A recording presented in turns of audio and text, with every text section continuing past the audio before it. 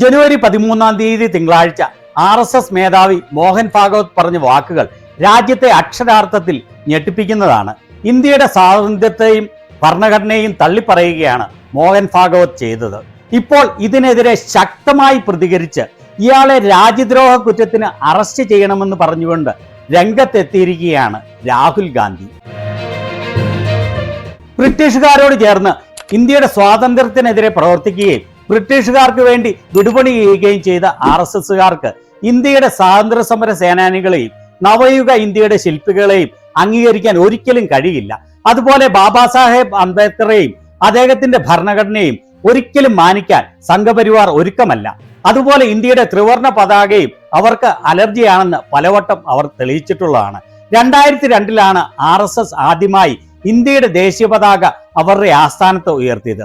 മോഹൻ ഭാഗവത് കഴിഞ്ഞ ദിവസം പറഞ്ഞത് ഇന്ത്യക്ക് യഥാർത്ഥ സ്വാതന്ത്ര്യം കിട്ടിയത് രാമക്ഷേത്രം പ്രതിഷ്ഠ നടത്തിയ 2024 ജനുവരിയിലാണ് എന്നും ഇന്ത്യയുടെ ഭരണഘടന അന്നത്തെ ചില താല്പര്യങ്ങൾ വെച്ച് തയ്യാറാക്കിയതാണെന്നും അത് ഇന്ത്യയുടെ യഥാർത്ഥ അന്തസത്ത ഉൾക്കൊള്ളുന്നതല്ലെന്നും രാമക്ഷേത്രം പ്രതിഷ്ഠ നടത്തിയ ദിവസം ഇന്ത്യക്ക് യഥാർത്ഥ സ്വാതന്ത്ര്യം കിട്ടിയ ദിവസമായി ആഘോഷിക്കണം എന്നുമാണ്.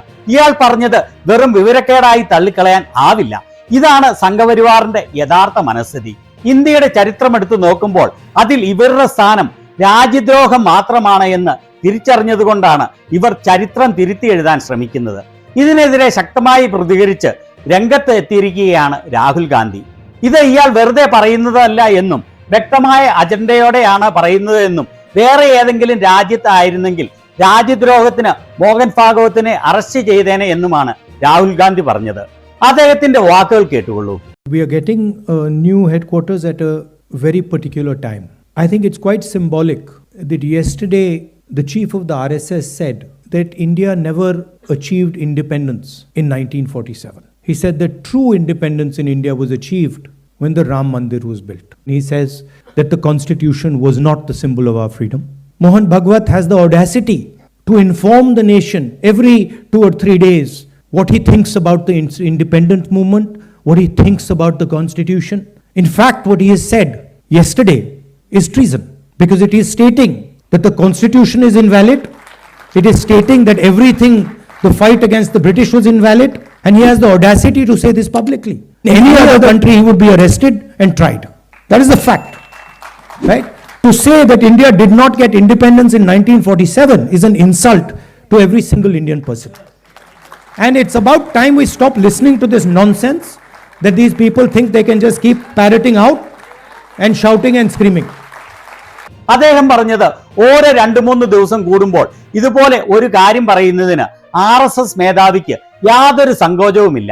ഇന്ത്യയുടെ സ്വാതന്ത്ര്യ സമര സേനാനികൾ ബ്രിട്ടീഷുകാർക്കെതിരെ പോരാടി നേടിയ സ്വാതന്ത്ര്യം അല്ല എന്ന് പറയാൻ ഇയാൾക്ക് എങ്ങനെ ധൈര്യം വന്നു?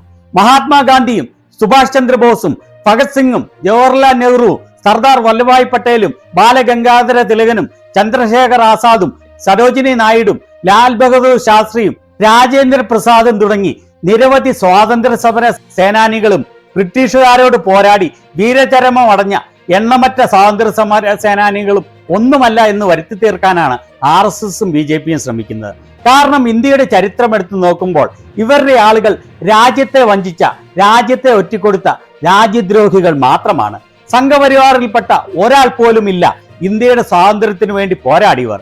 അങ്ങനെ ഈ ധീര സ്വാതന്ത്ര്യ സമര സേനാനികൾ നേടിത്തന്ന സ്വാതന്ത്ര്യം ഇവർക്ക് ചരിത്രത്തിൽ നിന്ന് മായ്ച്ചു കളയണം. അതിനു പകരം മറ്റൊരു മതത്തിന്റെ ആരാധനാലയം തകർത്ത് രാമക്ഷേത്രം പണിതതാണ് ഇവർക്ക് സ്വാതന്ത്ര്യ ദിനം.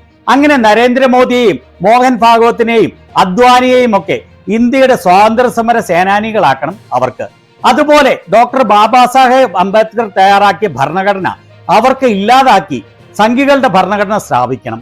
പക്ഷേ ഇന്ത്യയിലെ ബഹുഭൂരിപക്ഷം വരുന്ന വിവേകമുള്ള ജനങ്ങൾ ഇതിന് ഒരിക്കലും സമ്മതിക്കില്ല. സംഘികളെ, രാജ്യത്തിനെതിരെ പ്രവർത്തിക്കുന്ന, രാജ്യത്തെ നശിപ്പിക്കുന്ന ഇത്തരം രാജ്യദ്രോഹികളെ പതിയെയാണെങ്കിലും കൂടുതൽ ജനങ്ങൾ തിരിച്ചറിഞ്ഞുകൊണ്ടിരിക്കുകയാണ്.